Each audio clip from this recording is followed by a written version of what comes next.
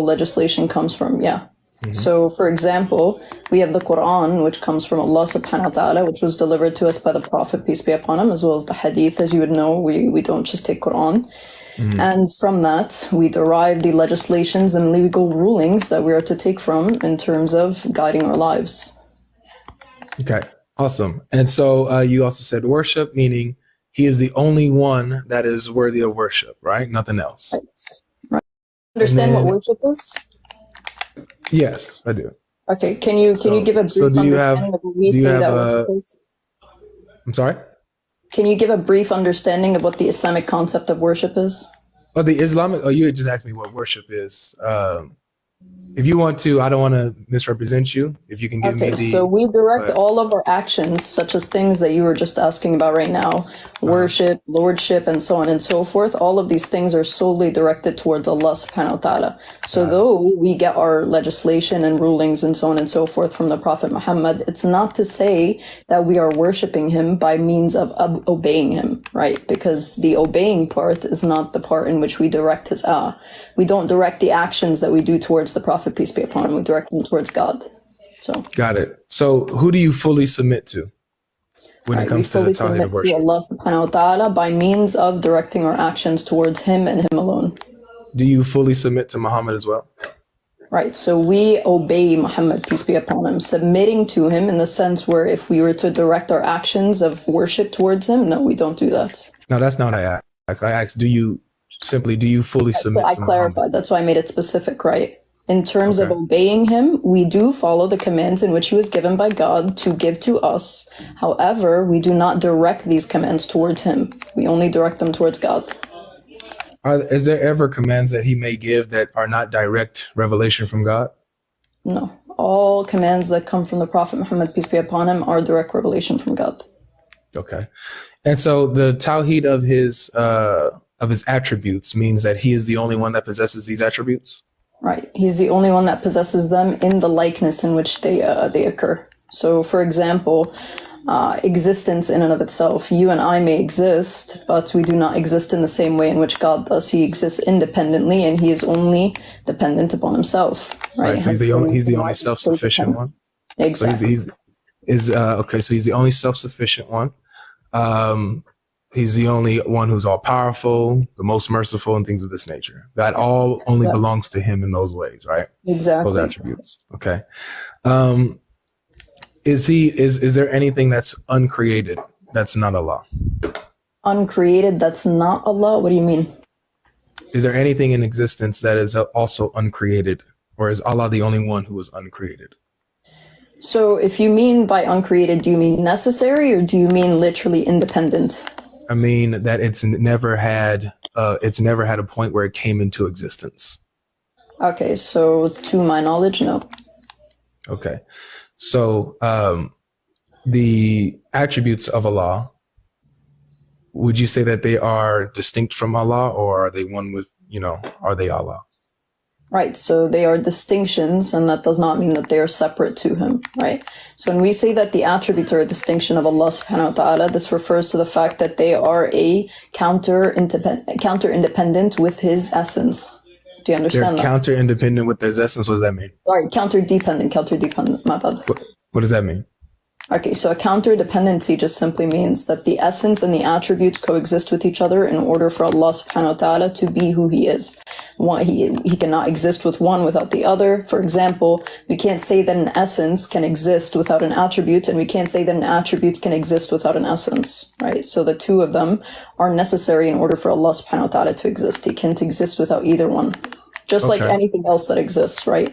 For example, if I was to say like a rock exists, okay, and that rock has absolutely no properties, well, that's not really something that we could say that exists, right? Properties are things that are used to define anything in particular that exists. Okay. Can Allah exist without his speech? Once again, I just said that attributes cannot exist without the essence, so no. So Allah cannot exist without his speech? Without his attribute of being able to speak, yeah, he can't exist without it. Okay. Right. And so is the Quran Allah's speech? Is the Quran Allah's speech? Yeah, it's part of the speech. It's not the entirety of the attribute of speech of Allah. Okay. So it's part of the attribute of his speech. Right, Is the Quran created? No, the Quran is uncreated. The Quran is Right, so uncreated. The Quran is let's uncreated. understand what uncreated and created means. So when we say that the attributes and the things, the actions that come from Allah subhanahu wa ta'ala are uncreated, we're talking about the existence of these particular things in general. So anything, any action in which God does, they are not dependent upon anything other than himself. When we say words like contingent, dependent, independent, so on and so forth, we're just simply meaning that they do not depend on anything else to exist other than the individual himself, which would be God in this case, right? He doesn't depend on, for example, you or I to exist in order for his attribute of speech or the result of the attribute of speech to exist. Okay. So the Quran has never come into existence. It has always existed, correct? What does that mean? Like, That are the you saying Quran- that the Quran didn't come into, for example, our world, or are you talking? No. I mean, like there was never a point where the Quran did not exist. Okay, so in terms of his knowledge, no, it's always existed. And in terms of the Not his speech, knowledge. I'm getting there. Relax. Okay. And by the way, I didn't know that this was a Q&A session, but we'll go through it. We're just talking. We're just talking about Tawhid. Yeah, no problem. So in terms of the Quran, this is something that has always existed within the knowledge of Allah subhanahu wa ta'ala. In terms of the attribute of speech, obviously it's something that was brought forward towards his creation in order for us to also be able to acknowledge it. So respectfully, that's not what I'm asking. So is Allah's knowledge distinct from his speech? Is Allah's knowledge distinct from his speech? Yeah, sure. But in terms of, let me finish. Okay. So in terms of specific attributes of Allah, such as speech, such as knowledge, so on and so forth, there are particular attributes that do come into play together. For example, his speech and his knowledge. Without his knowledge, there would be no coherent speech, right? All of them have to come together in order to formulate particular things, which Allah does with intention, right? No worries. But as soon as I'm glad though that you acknowledge that there is a distinction between Allah's speech and Allah's knowledge. They're not the same thing. So if they're not the same thing and we can get past that, which is good. So the Quran, you said, is part of Allah's speech, right?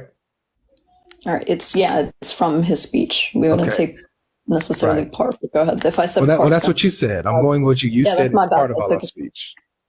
So I took it back. Hold on. I retracted it. If I said speech, I specifically said I retracted it. Go ahead. Don't build off of a false argument. Oh yeah, I don't want to. I want to make sure we represent you correctly. So I'll ask you again.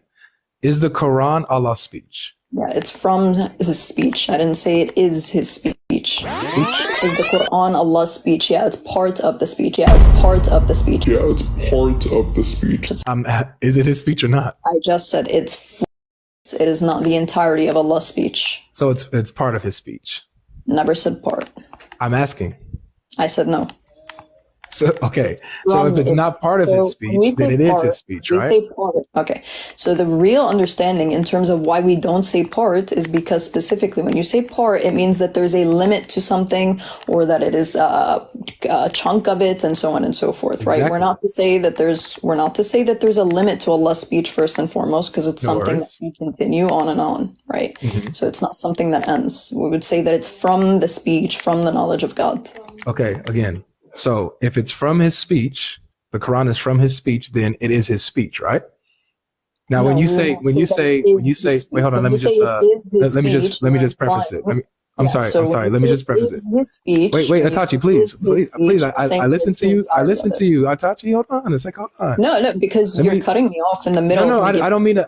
I'm sorry. I know. Let me just. Yeah. So let me finish. Wait, please. I'm respectfully. Okay. So go ahead. Build off a false point. Go ahead. Well, yeah. I'm not building off a false point. I'm just building off what you said. Go ahead. When you say, because you said this, that the Quran is not the entirety of Allah's speech. That literally means that the Quran then is part or a chunk of Allah's speech by default. So we're not gonna we don't have to deflect or desist towards the way that you want to clarify a particular point, right? So if I say it's from it, then I would ask you to acknowledge the terminology that I use. I am. That's why I'm asking you. That's why I said from. When I said, why I didn't say is the Quran? I said from. So okay. I'll ask again. When you said that the Quran is not entirely Allah's speech, right? That's why I said it's from it for the 5th time. Right. So when you say that it's not entirely Allah's speech, that means it is some of Allah's speech, correct? It is not all of it. Speech. I never said it's some of it. I never said it's part of it. I never said it's a chunk of it. That's clearly words that I did not use. So you can keep asking the same question 10 times or move on to the next one. No, Itachi. Here's the thing, and I think that this is where you kind of got yourself in trouble, is with your terminology by using words like entirely automatically by default mean that, okay, it is some of or a part of. When you say entire, it's not not the entirety of his speech.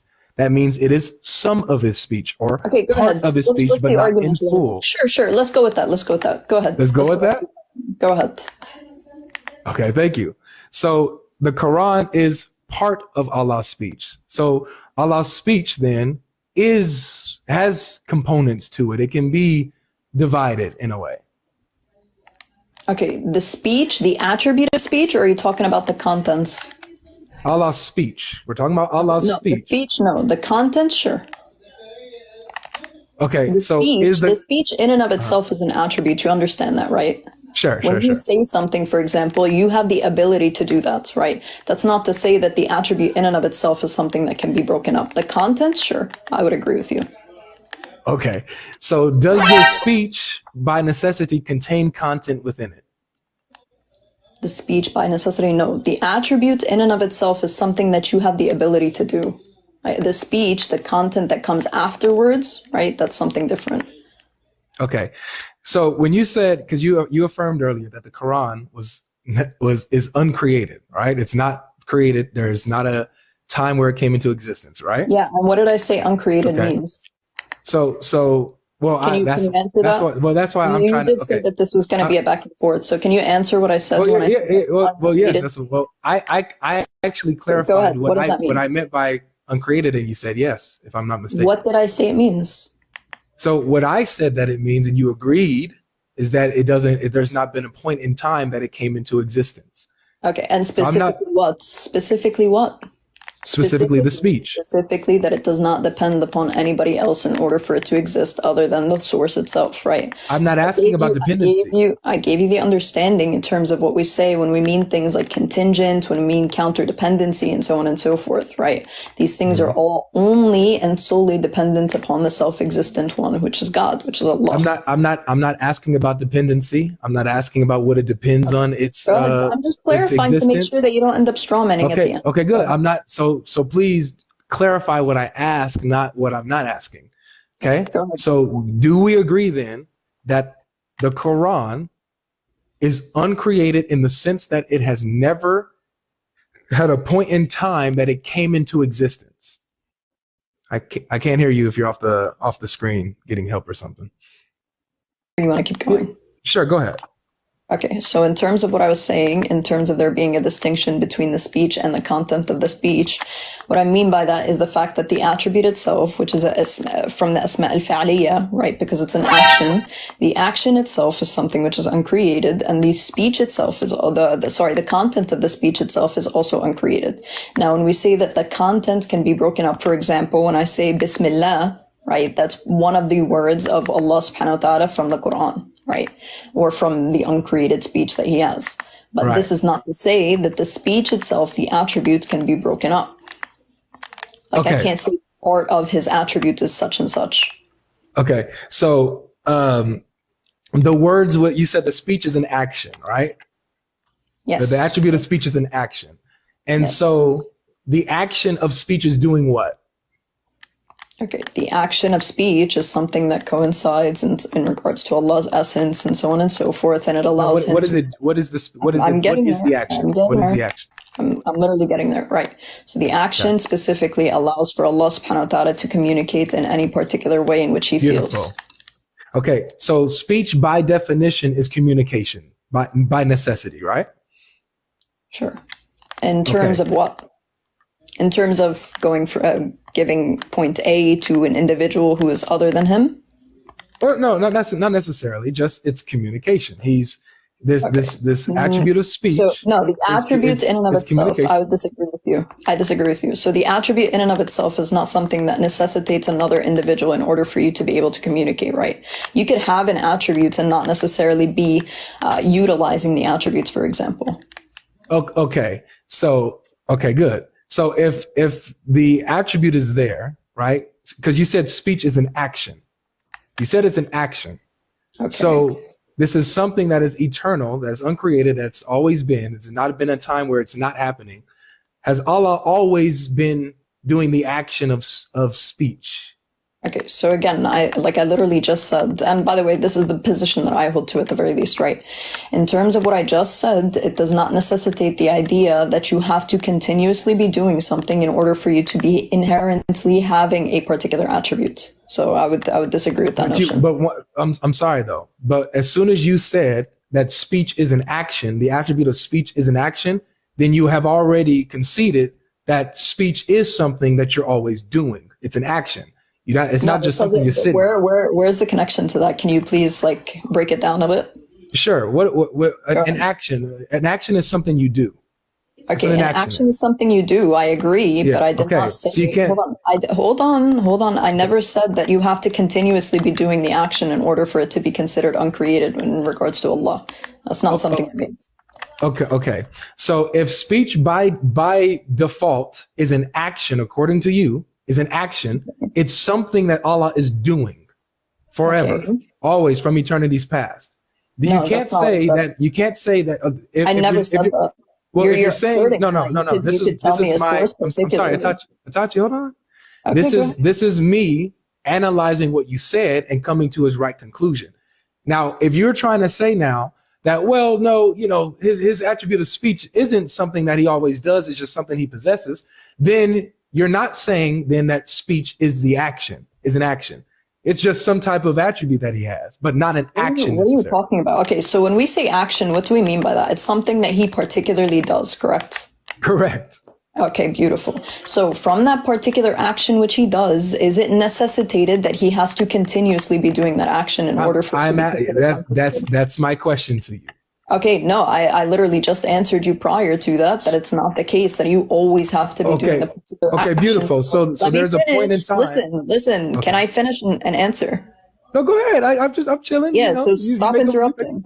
I'm not. Hey, we interjecting each other, Itachi. No, I'm not interjecting you. The only time where I interject is when you interrupt me. No need to be feisty. Go ahead. If you say that you finish, go ahead. No problem. So, in terms of the action, once again, it does not have to be something that's continuously utilized in order for it to be considered uncreated, in order for it to be considered an attribute, and so on and so forth.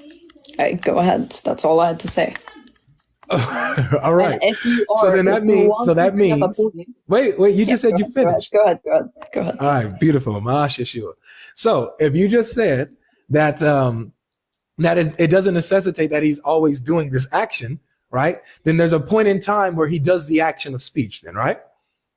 Okay. So going back to the definition I said of uncreated, since you clearly missed it, can you please go back to what I said uncreated refers to? No, I can't, because that's not what. Because you don't remember, which is why you're making this bogus point right now. Yeah, no, I'm not though, because I'm talking about actually you are, because if you listen to what I said, you're interrupting me now. You're interrupting me now. You're interrupting me now. Yeah, you stopped. Actually, it was my turn. I didn't. If you could go back to it. You said no. I didn't stop. I didn't stop. Actually, you did. I asked you to go back to the word. So when you said talking about uncreatedness, talking about dependability, and it doesn't depend on and it depends on Allah for its yada yada yada. That's not what I asked. Uncreated meaning there hasn't been a time where this thing has come into being.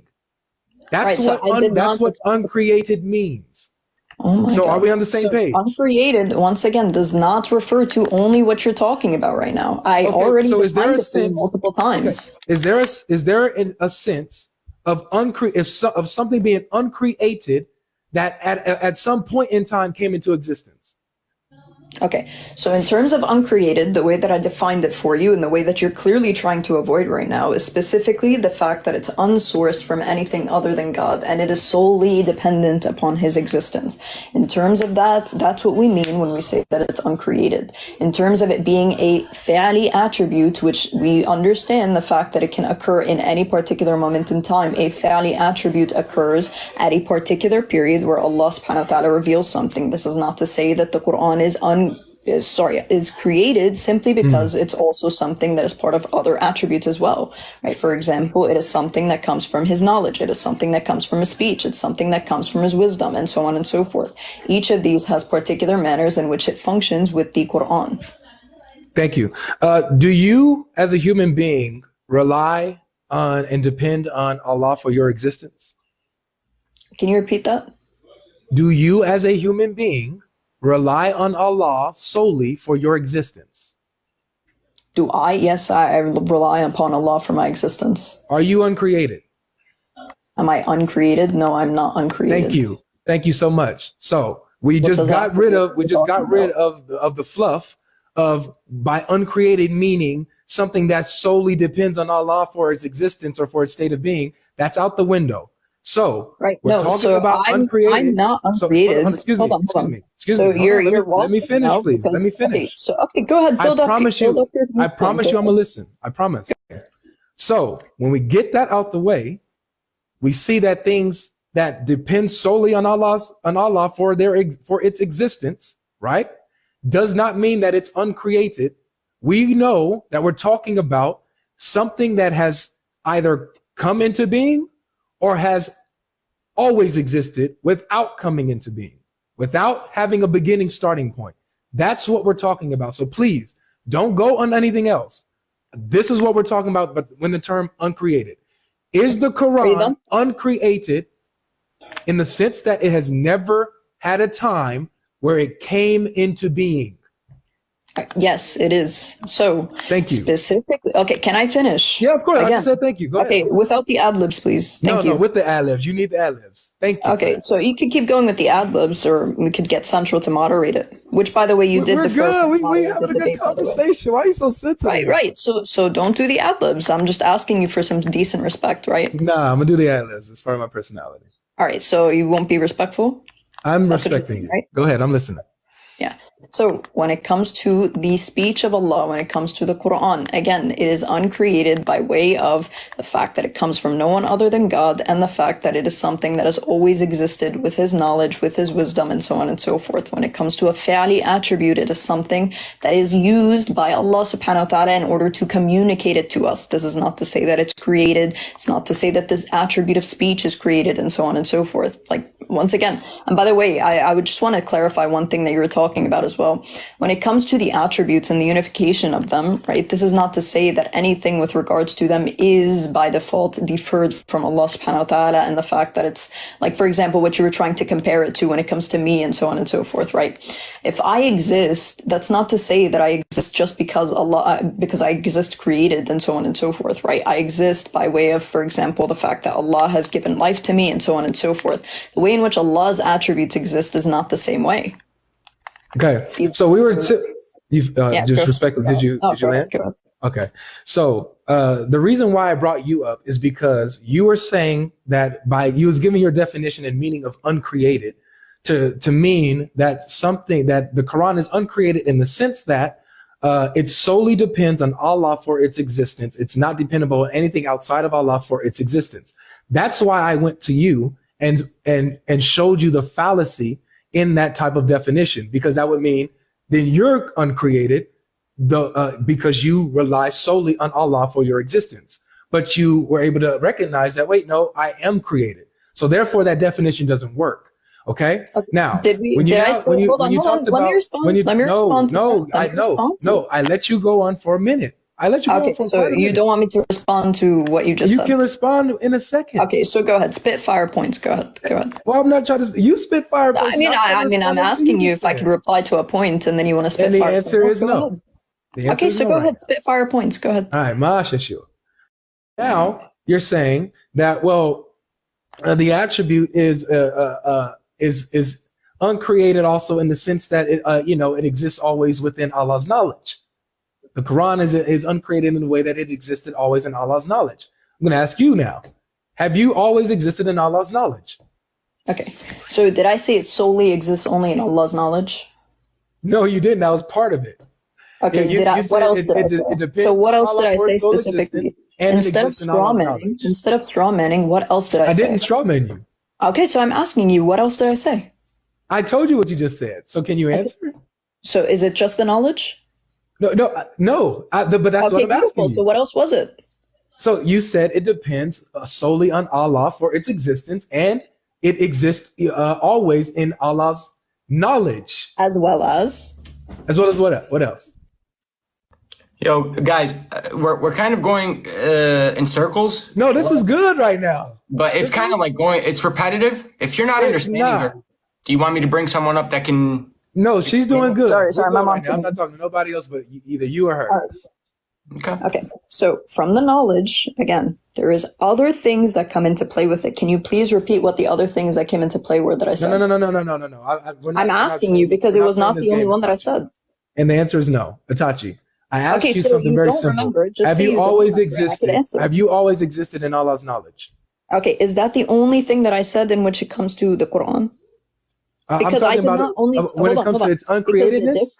The difference between the Quran and myself is that obviously there are other things that come into play. What were the other things that I said? Wait, hold on. Okay, I'll name what I remember you saying. Okay, and then hopefully you can answer. You said in relating to the Quran's uncreatedness that it's uncreated in the sense that it's always been in Allah's knowledge, and it solely depends on Allah for its existence. It's not dependent on something else for its existence, but solely on Allah's essence. That's what you said. Did I miss something? Yes, you absolutely did, because that's not the only attribute I mentioned. What other attributes did I say? Well, tell me so that way I can continue to ask you the question. Maybe you can finally answer. Okay. So the main one being, right, the main one being is the one that you're asking about in regards to his speech, the one about his knowledge, the one about his wisdom, and so on and so forth. So can you please tell me how I applied each of them to the speech of Allah? Wait, no. Specifically the Quran. It's not about that. It's this. Actually, it is, because this is exactly the point that is the Quran Allah's knowledge? You don't want to answer to it. Is the Quran Allah's knowledge? Okay, so I asked you specifically because I did not say that the Quran is only his knowledge, right? So you're saying the Quran is a multitude of Allah's attributes? I'm asking you to tell me which other attributes did I apply it to, and which ones. No. If you apply other attributes to it, I'm simply asking you this question. Okay, is the Quran a multitude of Allah's attributes? Okay, so when you say multitude, do you mean that it's coming into play with other attributes, or are you saying that it occurs multiple different times in different ways? No, so I'm asking the Quran itself, is it, because I know that it's Allah's speech. I know it's Kalam Allah. I'm asking, is it also knowledge of Allah? Is it also his knowledge? Is it also his other things? Okay, so we would not, okay, so the way that you're wording that is incorrect, right? We would not say that it's identical to the knowledge. We would not say it's identical to the kalam and so on and so forth, right? We would say that these are things that contribute to the Quran in and of itself, right? The Quran is from the knowledge of Allah. The Quran is from the speech of Allah. The Quran is from the wisdom of Allah. Not identical to each of the attributes. Do you understand? Got it. So the Quran is not Kalam Allah. It has some of Kalam Allah in it. Okay, it Kalam is speech for the people listening. Specifically from the Kalam of Allah. I did not say some, I did not say part. So once again, you did when you said the proper terminology. Otherwise, you could just start referring to scholars and bringing their quotes up. If you think I'm misquoting something, by the way. Okay, so let's just be clear, okay? Because I'm gonna ask you this very straightforward question one more time, so I can move on to the next question. Has there ever been a time where the Quran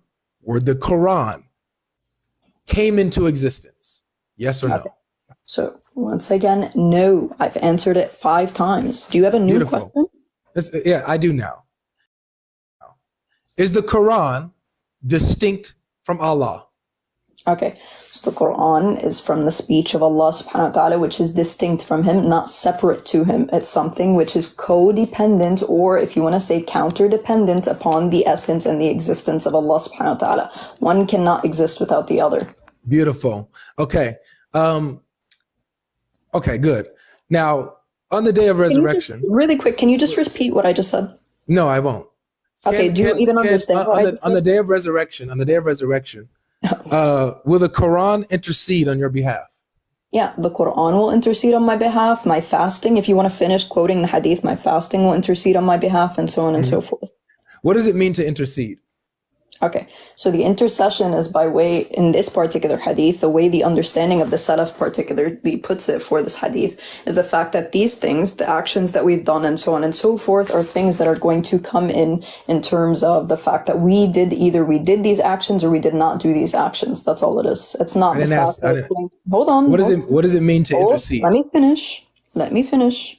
Okay, so intercession, again, in this particular hadith is the fact that our actions are going to testify for us on our behalf. That's why fasting is mentioned in the hadith. That's why Quran is mentioned in the hadith by means of the fact that you are reciting it, right? And the fasting by means of the way that you are actually doing the particular fasting and so on and so forth. That's not what the hadith says. That's not what the hadith says. That's literally, I could pull up quotes from the Salaf if you want. Well, let's pull Wait, but what does this have to do with Tawhid? Yeah, exactly.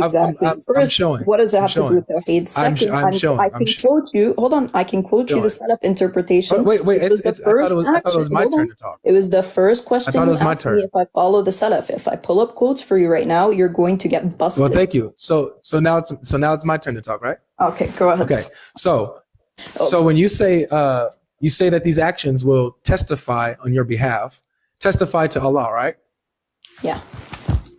Okay, so they'll be testifying to Allah on your behalf, including the Quran. The Quran itself, according to the Hadith, will intercede, will testify on that day on your behalf. And how exactly did I say it was going to do that? Well, you're saying that it's the action of you reciting it and things of this nature. Exactly. That's your understanding, right? Beautiful. Go ahead. Yeah. Very good. The Quran doesn't. The Hadith doesn't say that. The Hadith doesn't say that the way that you recite it and all that will be what comes and intercedes on you or speaks for you. The Hadith says that the Quran itself will intercede for you, talk back to Allah and say, Allah, this person recited me in this part of the night. This person recited me in this such and such verses. So the Quran itself is going to speak the speech of Allah, or not some of the speech of Allah, that is uncreated, that has always existed, that's not Allah but distinct from Allah, is going to, on the day of judgment, speak and defend you to Allah, in which it's not separated from. I want to know, what is your problem with the Trinity if this is your belief? Okay, so first and foremost, this has nothing to do with the Trinity. If you want to debate the Trinity formally about the logical coherency of it, I already offered you a debate to which you rejected yesterday, right? So we could do that. We could set that up, no problem. But in terms of this hadith, again, if you want, I will pull up quotes for you because you asked me about my position in the beginning regarding the Salaf, to which I told you I'm a Salafi, right? I take from the Salaf. If you want their opinion on this hadith where it affirms exactly what I said, I will give that to you. So which one would you like? Would you like to debate the logical coherency of the Trinity, or would you like to actually continue a discussion about Tawhid? Yeah, we're actually talking about the logical coherence of Tawhid right now. And what I'm showing you is that, and what I'm showing you, hold on, I just let you finish. What I'm showing you is that according to Tawhid, it's logically incoherent because you're saying that only Allah has these attributes of being, infinite, self-sufficient, eternal, uncreated, and things of this nature. That these things that he's absolutely singular in his essence. He's absolutely singular in his essence. Yeah. Yet you have another thing that is not separate from Allah, but distinct from him, that is also uncreated because it shares in the essence of Allah, and will defend and speak for you, on your behalf back to Allah. The speech of Allah is going to speak back to Allah. So it's going to have some type of personhood or consciousness, at least in this moment. Speak back to Allah right here in this in this time. You have a plurality of personhood or consciousness within Allah's essence, or you just need to say that you have something else that's uncreated that's not Allah. Plurality, yeah. Can you? Okay, can you expand on the plurality part? Go ahead. Yeah, the expansion is that you have Allah's speech or word that now develops some type of cognitive ability that's able to speak and have knowledge and defend. You as a believer knows what you did and able to speak on your behalf and defend you to Allah, be able to speak to Allah. That's personhood. That's cognitive ability. Also, though, the Quran, as you said, is not separate from Allah. So it's within Allah. It's because it's some of his, it's from his speech.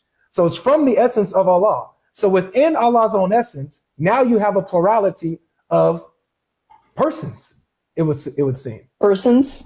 Yes. Okay, so cognitive. yeah. So okay, so once again, I will offer you a debate on regards to the Trinity, right? But nobody, I mean, you could quote me any Salaf or any even like contemporary scholar in terms of somebody using the word persons. But I mean, you did say you want to do an internal critique of what Tawhid is, right? Or if you want to do an external one, by all means. But be sure that you know what words that you're using, right? So first and foremost, a plurality would refer to the fact that an attribute in specific occurs 2 times in Allah's essence, right? So the attribute in and of itself, does the attribute of speech occur 2 times in Allah? No, it doesn't, right? There's only one attribute of speech. We all understand what the word speech means, so on and so forth, right? There's only one attribute of knowledge, and likewise for all of the Quran. Once again, do you want me to quote you people from the Salaf because you asked me my position? So once again, I'm asking you, do you want me to quote you the people from the Salaf who tell you that this is the understanding of the Hadith, or do you want to keep expanding upon something that you have no knowledge about? No. It's not that I don't want you to quote what your people say. I know what some of you guys say on the understanding how you guys try to interpret this Hadith. My thing is actually I'm critiquing your understanding and showing you how your understanding is a cop-out and going away from what the Hadith actually says. The Hadith doesn't say anything about, oh, well, it's it's in these particular actions. It's the reason that you recited the Quran and you believed in it and recited it, that the fact that you did that will be extra points for you on the day of resurrection. No. The Hadith says that the Quran itself will intercede for you, will speak to Allah for you. Not just that, but the Quran also will have 2 chapters that will split off and come as flocks of birds, right? Or clouds, it says, either birds or clouds. And they also will speak on behalf of you. And now, so you have really, it gets even deeper into an issue because you have the Quran that's uncreated. So obviously the contents within the Quran also, as you said, the contents of Allah's speech is uncreated. So then the contents of the Quran those 2 surahs that will come out like flocks of birds and intercede. So flocks of birds is many birds. So the chapters of the Quran turn into many different beings, come as a conglomerate, come as a collective, speak on your behalf. You have so many examples of the Quran being conscious and cognitive and uncreated, speaking back to Allah. You have so many pluralities either within Allah or you just have many gods. This is the issue. Okay, so thank you for your Protestant exegesis of Islam, the Quran, the Sunnah, so on and so forth. But yet again, you still want to defer away from my position, right? I don't care about your Protestant view when it comes to sola scriptura and so on and so forth. For the 5th time now, I'm going to ask you, do you want me to actually give you the people who affirm my position, or are you going to continue with an exegesis that has no basis and so on and so forth? Because obviously the Hadith doesn't say that first and foremost it's going to come as a human. It doesn't say anything regarding the fact that the Quran itself is not true. Particular. Can I finish, or you? Yeah, sure, go ahead. Right. So the Quran and your fasting is going to intercede for you. Now, if it's the case you want to focus on the Quran, can I just ask you, if it's the case that my fasting is not a particular object or thing that I'm holding in my hands that's tangible and so on and so forth, can you please tell me how exactly that's supposed to testify for me? Since you want to give exegesis, go ahead. Oh, no, well, no, it's very simple. Allah has the ability to create fasting some type of corporeal form where it can speak to you, where it can intercede for you, where it can defend you. Hadith? So you asking me, is that in the Hadith? Break this down and make it make sense for me. Oh, but is that in the Hadith? This is Atachi. This is not my problem. This is yours. I'm not sure, because so, you just complained to me about the fact if your Quran, why are you interrupting me after you asked me a question? Yeah, I asked you a question, and now you're giving an exegesis, not only an exegesis, but an interpretation. Why are you interrupting me, Atachi? Yeah, I'm asking you to stay on the same exact point that you were asking. I'm answering your question, Atachi. You told me to answer your question. Because I asked you, where in the Hadith does it say that the... Fasting itself is going to testify for you as a It says that being, fasting, and so on and so forth. I got If it's you, the case, fasting got is you. an action. Go ahead. I got you. It says fasting and the Quran will intercede for a man. Fasting says, "Oh my Lord, I have kept him away from his food and his passions by day, so accept my intercession for him." Your hadith And explicitly is fasting says, a tangible thing that actually please. exists? Let me finish, please, Atachi. Right. So is I promise fasting a you- tangible thing that actually Atachi, I exists? promise you I will listen. I promise. Yeah, go I ahead. promise when it's your turn, I'll listen. Okay, go ahead. Go ahead. Okay. So, according to the hadith, however it happens, well, let's just say Allahu Alam. Allahu Alam, we don't know how it happens. Yeah, go ahead. The fasting will have the ability to speak and say things and defend you on the day of resurrection. Not my problem. This is your problem. So you have the fasting and the Quran that develop a consciousness that's able to defend you on the day of judgment.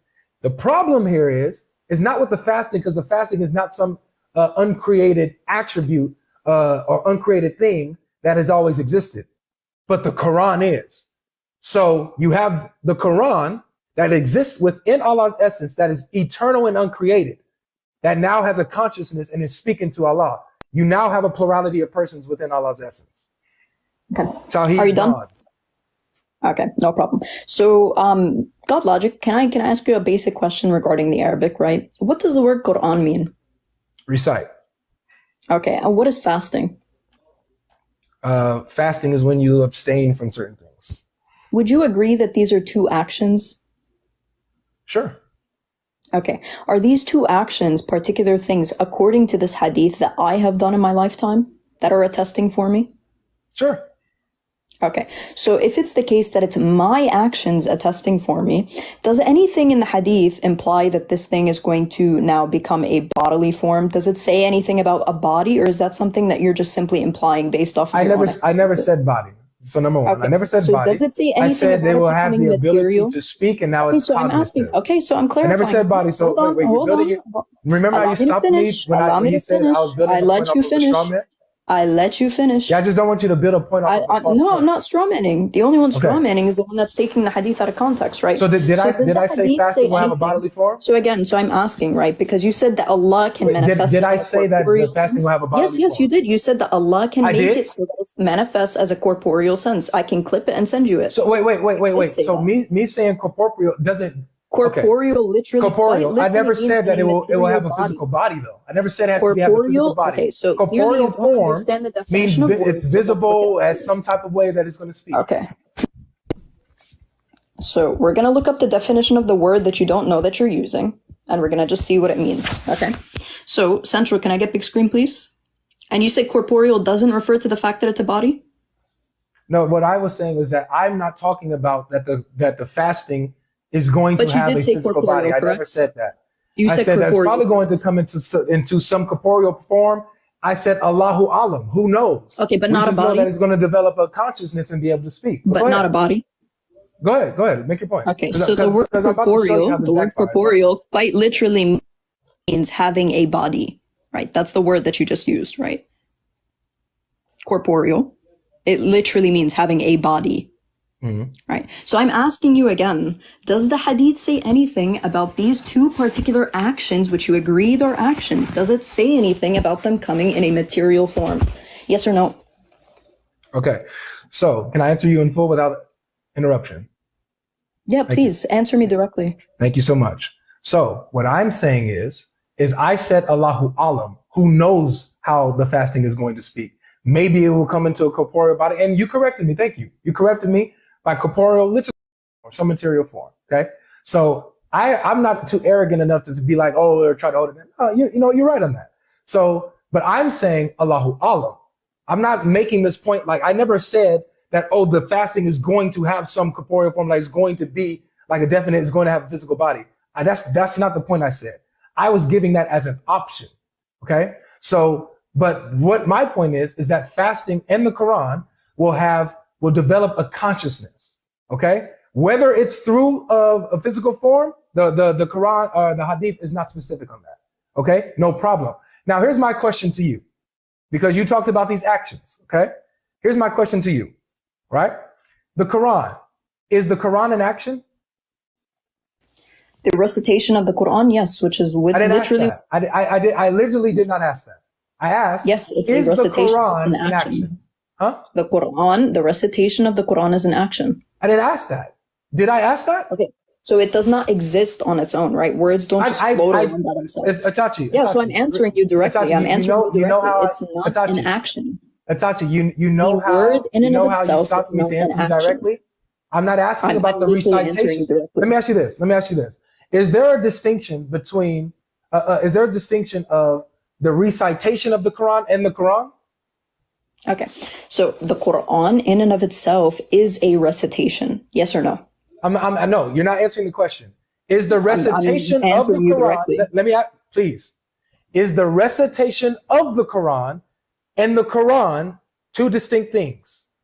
Okay. The Quran, again, for the third time, the Quran is a recitation. It's not something that exists on its own, right? It's not a book. Like, for example, the book in and of itself, we don't call it Quran. Hold on. We don't call the book the Quran. We call that the Mus'haf. Yeah. So the Mus'haf, the one with ink and letters and so on and so forth, is not what we consider the Quran. Yeah, the what Quran is it? the Quran we consider a recitation. That's all it is. Very so good. That's an action. It requires a bodily thing, such as myself, or in the case of Allah, it requires Allah to enact a particular form of speech. Did the Quran, this recitation, exist before it was revealed to Muhammad? Yes, it did. Okay, so the Quran, this recitation, the Quran, existed in and of itself before it was recited by mankind. It was recited by Allah, right? Yeah, do you know what the Lawh Would you al-Mahfuz agree is? that the Quran exists in the mother of the book?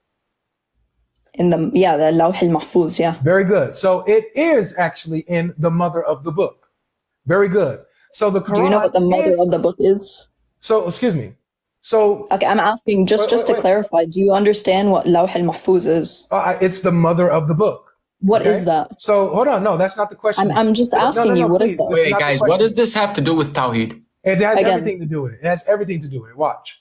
So the Quran exists in the mother of the book before mankind ever recited it. It existed. It was its own thing, right? When Muhammad recited, What do you mean own thing? When Muhammad recited, wait. Just clarify. What do you mean own thing? When Muhammad recited, he recited the Quran, correct? Correct. So the Quran is actually a thing that exists, correct? Right. So when we say not just an action, Quran, does. Okay. So when we say Iqra al-Quran, right, we're referring to the particular thing in and of itself. When we refer to the Quran on its own, we're talking about the recitation of the revelation that Allah gave to Jibreel, who gave it to Muhammad, and so on and so forth. Okay? Very good. So again, the Quran in and of itself is not something that just exists on its own. Al-Lawh al-Mahfuz is specifically something in which Allah had transcribed it. So again, a transcription is not the same thing as the recitation in and of itself. So please, if you will, not strawman, and refer to things that are transcribed, because I literally told you about 4 times. I'm trying to finish.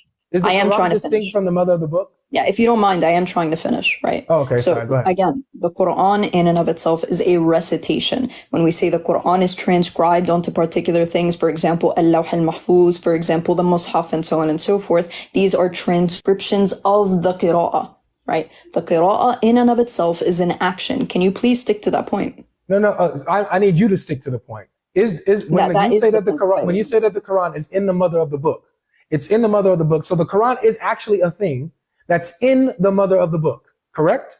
I just need a yes or no on this. A transcription of something does not refer to the fact that it's the original thing. Is the Quran in the mother of the book or not? Is the mother of the book the original source of it? I'm asking, is the Quran in the mother of the book? Yes or no? Okay, even if I answer yes, it still does not change the fact. It's not the original source of it. Yes. Yeah, so why don't you try to listen to the answer, right? Because I'm quite literally yes if it's yes. I literally just did. Okay, thank you. So that's all you got to do. Just stop there. Okay, is that the source of it? So if the answer is yes, the Quran is in the mother of the book. So is the mother of the book the original source of the Quran? We're not asking that. You're not I'm answering the asking question. that. I am asking that Why because can't if you it's not answer the the case question that it before you is, ask another okay, one? so beautiful. So I'll explain to you why I'm not answering your I question don't and why need you you're to explain to deflecting me from why you're mine. not answering. I need you Okay, to no problem. answer the So question. Al-Lawh al-Mahfuz, the mother of the book that you keep referring to, is not the original source of the Quran. When it's Is the Quran in transcribed, it? again, bro, Central, you're gonna have to moderate this, or else I'm not gonna be able to actually answer fully. You're not answering nothing. You have to All right. answer the I'm question. actually trying to, Itachi, but go you keep ahead. Go ahead. interrupting. Respond. Go ahead. Okay. So when it comes to Al-Lawh al-Mahfuz, this is not the original source of the Quran. The original source goes back to the creator who recited it. Again, it being a recitation, it is an action. Okay. When the creator, for example, would transcribe it onto Al-Lawh al-Mahfuz, when the creation transcribes it into the Mus'haf and so on and so forth, this does not change the original form of the Quran being a actual recitation. That's not how this works, right? A transcription does not take away from the original attribute of it being a recitation, of it being speech. Can you please answer? Are you done? Are you Yeah, done? I am. Okay. I would like Thank you you to so answer much. for that. So, because since you're unwilling to actually answer my question, I'll help you. When you say that the Quran is just a recitation, it's just the action of reciting. That's it. It's just the action of reciting. It's not an actual book. It's not an actual book, even though the Quran says that it's an actual book. This is the book revealed to you. Did I say that? Yes, you did. You said it's not a book. No, I didn't. I said Yes, you that the did. original You source of literally it said being the a Quran is not a book. recitation. Wait, stop, please, stop. Oh my God. You literally said the Quran is not a book, it's a recitation, it's an action. You literally said that. So Okay. now that I got So you when caught I in your words, referred now to you that, gotta I was backtrack? talking about the Mus'haf, right? Again, I'm talking about No, the book that you hold in your it's very hands. simple. Is the I'm Quran a talking book? about the book Is the that you Quran a hold in book? your hands, or Al-Lawh al-Mahfuz, which is also something that's transcribed. Is It the is Quran a not book? being the This is original crazy. source of Is it. the Quran a book? Oh my God. Okay. The original source of it is a recitation. It being it a written book? down into the book. Okay. It being written down into a book form, the way that we understand a book today, is not the original source of it. So once Is it a again, book? Yes or no? it is one of the revealed books of Allah subhanahu wa ta'ala, which was Very good. originally from his So it's a speech. book. Thank you. So the Okay. From what? Quran is a book that's revealed from Allah. Thank you so much, Itachi. So the Quran How is is it a revealed? book that's Just revealed really from quick, how is Allah. it revealed? How is it Excuse me. revealed? Hold on. Excuse Right. me. So how is it revealed? Thank you for finally answering after How the is it revealed? marathon. So wait, So hold how on a is it second, revealed? please. Hold on a second, please. Okay, so how is So it the revealed? Quran You're itself, getting a little bug-eyed right there. How is it revealed? excuse me. Okay, Thank you. go ahead. I'll just Thank you ask so you a much. question. Go Thank you ahead. so much. So this is where you got caught. You got caught when you just tried to simplify or oversimplify the Quran as simply being an action. You said out of your own mouth that it's not a book. You said that. So you went against your Quran, but now you're acknowledging that the Quran is a book. It's one of Allah's revealed books. Very good. So now when the hadith over here says fasting will intercede for you, and also the Quran will intercede for you. Not you, not your action, not what you're doing. The Quran, the revealed book of Allah, is going to intercede for you on your behalf. And guess what? The revealed book of Allah, the Quran, is uncreated, it's eternal, and it's within Allah's essence that develops a consciousness that's able to defend you and talk back to Allah. You have, Itachi, a plurality of persons within your Allah. Tawhid destroyed. When we say that it is from the speech of Allah and that this is the original source of it, meaning what? Is this an action or is this a book that you hold in your hands? Do you hold somebody's speech in your hands? Allah's speech is the Quran that he declares is a book that he revealed, right?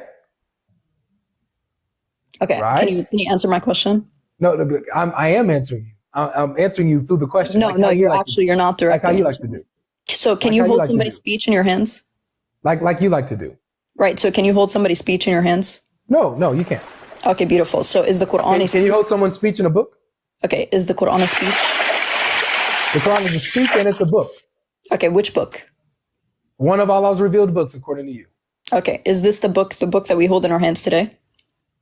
You tell me. No, absolutely not, right? Because I already clarified for you the fact that the Mus'haf, again, don't interrupt me, right? So the Mus'haf is not what we refer to being the Quran. Did I not say this already like 3 times before? Yeah, is the Quran a book that exists? Okay, beautiful. As a So book? is that the book that we hold today? Yes or no? Wait, So excuse me. it's my turn to ask the question. You just made asked a like point. 20 You at just a made a point. time, I'm so I'm responding. asking you a You just basic made a question. point. I'm responding now. You just made a point. Okay, I'm so responding answer now. my question because now So your the turn Quran. is. So you agree though that the Quran, because you already affirmed this, that the Quran is one of Allah's revealed books. I'm using your own words.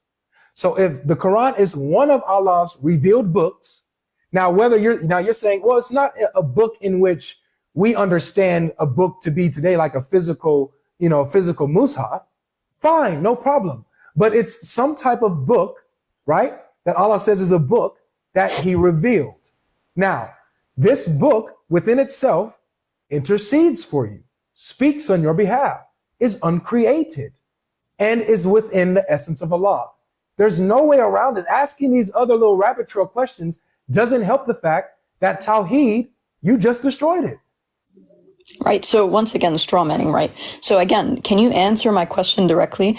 Is speech something that you can hold in your hands? I already answered this. Why are you asking it again? Yeah, because you don't want to actually answer it. You keep jumping around, asking 10 other things. Tawhid is destroyed, so on and so forth. So is speech something that you hold in your hands? I'll do it again. Speech is not something that you can physically hold. Okay, beautiful. Is the Quran a speech? Yes, and a book. Okay, which book? One of Allah's we're doing this again? Okay, which one? Which one? Is it the Mus'haf or is it Al-Lawh al-Mahfuz? What's that? Is it the Mus'haf or is it the Lawh al-Mahfuz? What exactly are you asking? I know you're talking about the mother of the book. When we say that the Mus'haf, what we hold in our hands today, is that what we use to refer to the Quran, or are we referring to the speech of Allah subhanahu wa ta'ala? That's one of Allah's books that's revealed, that's up there with Not Him? the question I asked you. Yeah, it is the question you asked. Actually, no, it's not. I asked you, is it the Mus'haf or is it the speech that we refer to in terms of Allah? Again, you said that the Quran is not the physical books that you have here on earth. You said so, but you affirmed that the Quran is one of Allah's revealed books that is basically, it's immaterial. It's not something you can hold and touch and feel. It's immaterial. So the Quran is an immaterial book, right? That is the speech of Allah. Some of the speech, not entirely, some of Allah's speech, an immaterial book that exists within the mother of the book that is with Allah, that will also intercede for you and speak on your behalf. Are you done? Can I get an answer to my question though, instead of the Are you serious? Yes, I am serious, because you keep referring to something I'm not asking you. Tachi, I don't know how many times you want to do this. Right, because you don't want to answer the question. Like, I can be very persistent when it comes to getting a question answered. If you don't want to answer it, you could just say so. Right, I could give you the answer if you'd like. You want to do this again? Hold on, let me check if my salmon's done, because I cooked you. Let me cook my salmon. So yeah, I think that I think that this was pretty clear. This is why I think everything that's been said has been said. You went back and forth on this. This is what we got on a little summary. That the Quran is